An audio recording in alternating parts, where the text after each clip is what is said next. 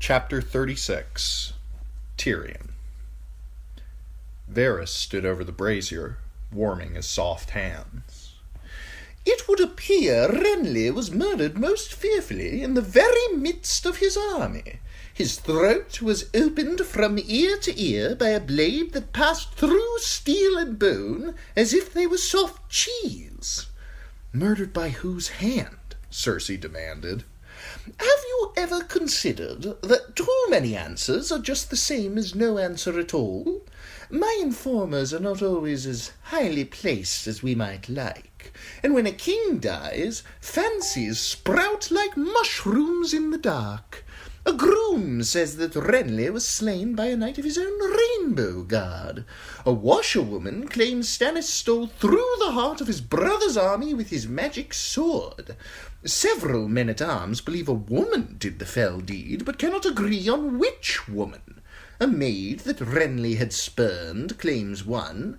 A camp follower brought in to serve his pleasure on the eve of battle says a second. The third ventures that it might have been the Lady Catelyn Stark." The queen was not pleased. "Must you waste our time with every rumor the fools care to tell?" "You pay me well for these rumors, my gracious queen." "We pay you for the truth, Lord Varys. Remember that, or this council may grow smaller still." Varys tittered nervously. "You and your noble brother will leave his grace with no counsel at all if you continue." "I dare say the realm could survive a few less counsellors," said Littlefinger with a smile. "Dear, dear Peter," said Varys, "are you not concerned that yours might be the next name on the Hands a Little list?" "Before you, Varys? I should never dream of it." "Mayhap we will be brothers on the wall together, you and I." Varys giggled again. "Sooner than you'd like, if the next words out of your mouth are not something useful, eunuch." From the look of her eyes, Cersei was prepared to castrate Varys all over again. "Might this be some ruse?" asked Littlefinger. "If so, it is a ruse of surpassing cleverness," said Varys. "It has certainly hoodwinked me." Tyrion had heard enough. "Joff will be so disappointed," he said. "He was saving such a nice spike for Renly's head. But whoever did the deed, we must assume Stannis was behind it. The gain is clearly his." He did not like this news. He had counted on the brothers Baratheon decimating each other in bloody battle. He could feel his elbow throbbing where the Morning Star had laid it open. It did that sometimes in the damp. He squeezed it uselessly in his hand and asked, "What of Renly's host?" "The greater part of his foot remains at Bitterbridge."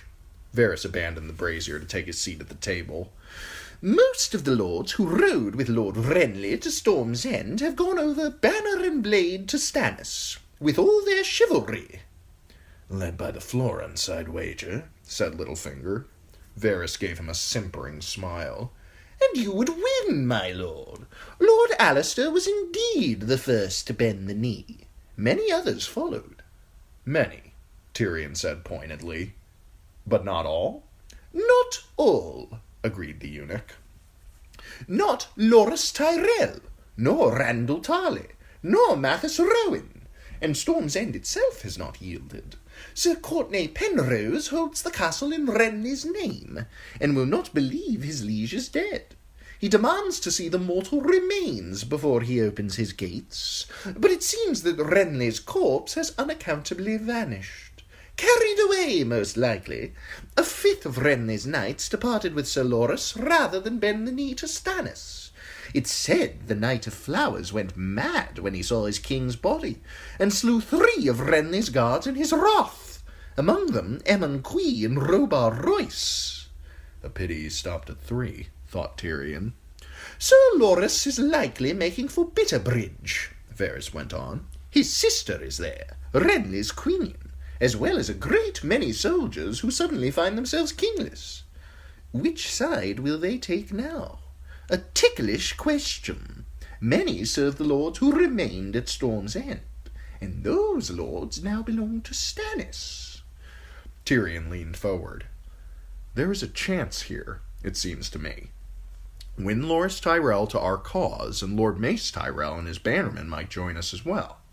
They may have sworn their swords to Stannis for the moment, yet they cannot love the man, or they would have been his from the start. Is their love for us any greater? Asked Cersei. Scarcely, said Tyrion. They loved Renly, clearly, but Renly is slain. Perhaps we can give them good and sufficient reasons to prefer Joffrey to Stannis, if we move quickly. And what sort of reasons do you mean to give them? Gold reasons, Littlefinger suggested at once. Varys made a tisking sound. Sweet Peter, surely you do not mean to suggest that these puissant lords and noble knights could be bought like so many chickens in the market? Have you been to our markets of late, Lord Varys? Asked Littlefinger. You'd find it easier to buy a lord than a chicken, I dare say. Of course, lords cluck prouder than chickens, and take it ill if you offer them coyed like a tradesman. But they are seldom averse to taking gifts, honors, lands, castles. Bribes might sway some of the lesser lords, Tyrion said, but never Highgarden. True, Littlefinger admitted. The Knight of Flowers is the key here. Mace Tyrell has 2 older sons, but Loras has always been his favorite. Win him, and Highgarden will be yours. Yes, Tyrion thought. It seems to me we should take a lesson from the late Lord Renly. We can win the Tyrell alliance as he did, with a marriage. Varys understood the quickest. You think to wed King Joffrey to Margaery Tyrell? I do. Renly's young queen was no more than 16, he seemed to recall. Older than Joffrey, but a few years were nothing. It was so neat and sweet he could taste it. Joffrey is betrothed to Sansa Stark, Cersei objected. Marriage contracts can be broken. What advantage is there in wedding the king to the daughter of a dead traitor? Littlefinger spoke up.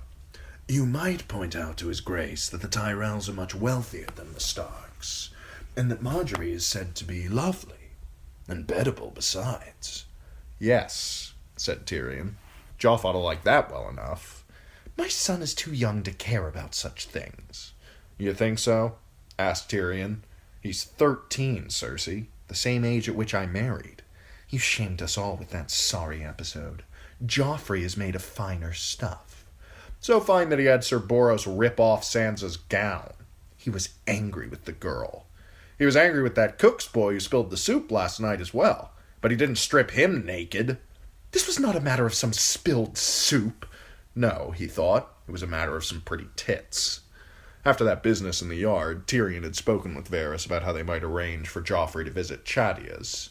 A taste of honey might sweeten the boy, he hoped. He might even be grateful, gods forbid, and Tyrion could do with a shade more gratitude from his sovereign. It would need to be done secretly, of course. The tricky bit would be parting him from the Hound. The dog is never far from his master's heels, he'd observed to Varys, but all men sleep, and some gamble and whore and visit wine sinks as well. The Hound does all of these things, if that is your question. No, said Tyrion. My question is when. Varys had laid a finger on his cheek, smiling enigmatically. My lord, a suspicious man might think you wished to find a time when Sandor Clegane was not protecting King Joffrey, the better to do the boy some harm. Surely you know me better than that, Lord Varys, Tyrion said. Why, all I want is for Joffrey to love me. The eunuch had promised to look into the matter. The war made its own demands, though. Joffrey's initiation into manhood would need to wait. Doubtless you know your son better than I do, he made himself tell Cersei. But regardless, there's still much to be said for a Tyrell marriage.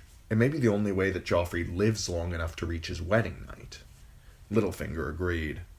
The Stark girl brings Joffrey nothing but her body, sweet as that may be. Margaery Tyrell brings 50,000 swords and all the strength of Highgarden. Indeed. Varys laid a soft hand on the queen's sleeve. You have a mother's heart, and I know his grace loves his little sweetling. Yet kings must learn to put the needs of the realm before their own desires. I say this offer must be made. The queen pulled free of the eunuch's touch. You would not speak so if you were women. Say what you will, my lords, but Joffrey is too proud to settle for Renly's leavings. He will never consent. Tyrion shrugged. When the king comes of age in 3 years, he may give or withhold his consent as he pleases. Until then, you are his regent and I am his hand, and he will marry whomever we tell him to marry, leavings or no." Cersei's quiver was empty. "Make your offer, then. But God save you all if Joff does not like this girl." "I'm so pleased we can agree," Tyrion said. "Now, which of us shall go to Bitterbridge? We must reach Sir Loras with our offer before his blood can cool." "You mean to send one of the council?" "I can scarcely expect the Knight of Flowers to treat with Bronn or Shagga, can I? The Tyrells are proud." His sister wasted no time trying to twist the situation to her advantage. "Sir Jacklin Bywater is nobly born. Send him." Tyrion shook his head. "We need someone who can do more than repeat our words and fetch back a reply. Our envoy must speak for king and council and settle the matter quickly." "The hand speaks with the king's voice." Candlelight gleamed green as wildfire in Cersei's eyes. "If we send you, Tyrion, it will be as if Joffrey went himself. And who better? You wield words as skillfully as Jaime wields a sword." "Are you that eager to get me out of the city, Cersei?" he thought. "You are too kind, sister. But it seems to me that a boy's mother is better fitted to arrange his marriage than any uncle. And you have a gift for winning friends that I could never hope to match." Her eyes narrowed. "Joff needs me at his side." "Your Grace, my Lord Hand," said Littlefinger, "the king needs both of you here. Let me go in your stead." "You? What gain does he see in this?" Tyrion wondered. "I am of the king's council, yet not the king's blood, so I would make a poor hostage.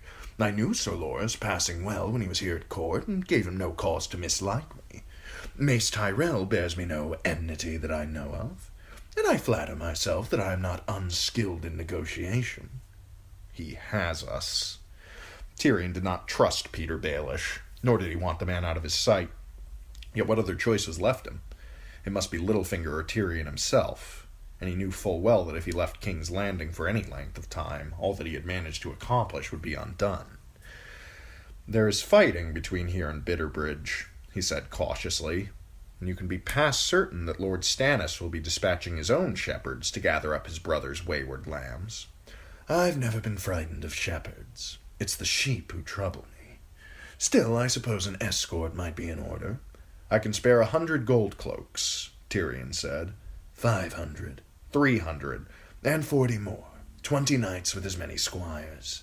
If I arrive without a knightly tale, the Tyrells will think me of small account." That was true enough. "Agreed." "I'll include Horror and Slobber in my party, and send them on to their Lord Father afterward. A gesture of goodwill. We need Paxter Redwine. He's Mace Tyrell's oldest friend, and a great power in his own right." "And a traitor," the Queen said, balking. "The Arbor would have declared for Renly with all the rest, except that Redwine knew full well his whelps would suffer for it." "Renly is dead, Your Grace," Littlefinger pointed out, "and neither Stannis nor Lord Paxter will have forgotten how Redwine galleys closed the sea during the siege of Storm's End. Restore the twins, and perchance we may win Redwine's love." Cersei remained unconvinced. "The others can keep his love. I want his swords and sails. Holding tight to those twins is the best way to make certain that we'll have them." Tyrion had the answer. "Then let us send Sir Hobber back to the Arbor and keep Sir Horace here. Lord Paxter ought to be clever enough to riddle out the meaning of that, I should think." The suggestion was carried without protest, but Littlefinger was not done. "We'll want horses, swift and strong. The fighting will make remounts hard to come by. A goodly supply of gold will also be needed, for those gifts we spoke of earlier." "Take as much as you require. If the city falls, Stannis will steal it all anyway." "I'll want my commission in writing, a document that will leave Mace Tyrell in no doubt as to my authority, and grant me full power to treat with him concerning this match and any other arrangements that might be required, and to make binding pledges in the king's name. It should be signed by Joffrey and every member of this council, and bear all our seals." Tyrion shifted uncomfortably. "Done. Will that be all? I remind you, there's a long road between here and Bitterbridge." "I'll be riding it before dawn breaks." Littlefinger rose. "I trust that on my return the king will see that I am suitably rewarded for my valiant efforts in his cause." Varys giggled. Joffrey is such a grateful sovereign. I'm certain you will have no cause to complain, my good, brave lord. The queen was more direct. What do you want, Peter? Littlefinger glanced at Tyrion with a sly smile. I shall need to give that some consideration. No doubt I'll think of something. He sketched an airy bow and took his leave, as casual as if he were off to one of his brothels. Tyrion glanced out the window. The fog was so thick that he could not even see the curtain wall across the yard. A few dim lights shone indistinct through that grayness. A foul day for travel, he thought. He did not envy Peter Baelish. We had best see to drawing up those documents. Lord Varys, send for parchment and quill, and someone will need to wake Joffrey. It was still gray and dark when the meeting finally ended. Varys scurried off alone, his soft slippers whisking along the floor. The Lannisters lingered a moment by the door. "How comes your chain, brother?" the queen asked as Sir Preston fastened a vair-lined cloth of silver cloak about her shoulders. "Link by link it grows stronger. We should thank the gods that Sir Courtenay Penrose is as stubborn as he is. Stannis will never march north with Storm's End untaken in his rear." "Tyrion, I know we do not always agree on policy, but it seems to me that I was wrong about you. You're not so big a fool as I imagined. In truth, I realize now that you've been a great help. For that I thank you. You must forgive me if I have spoken to you harshly in the past." "Must I?" He gave her a shrug, a smile. "Sweet sister, you've said nothing that requires forgiveness." "Today, you mean?" They both laughed, and Cersei leaned over and planted a soft kiss on his brow. Too astonished for words, Tyrion could only watch her stride off down the hall, Sir Preston at her side. "Have I lost my wits, or did my sister just kiss me?" he asked Bronn when she was gone. "Was it so sweet?" "It was unanticipated." Cersei had been behaving queerly of late. Tyrion found it unsettling. "I'm trying to recall the last time she kissed me. I could not have been more than 6 or 7. Jaime had dared her to do it." "The woman's finally taken note of your charms." "No," Tyrion said. "No, the woman is hatching something. Best find out what, Bronn. You know I hate surprises."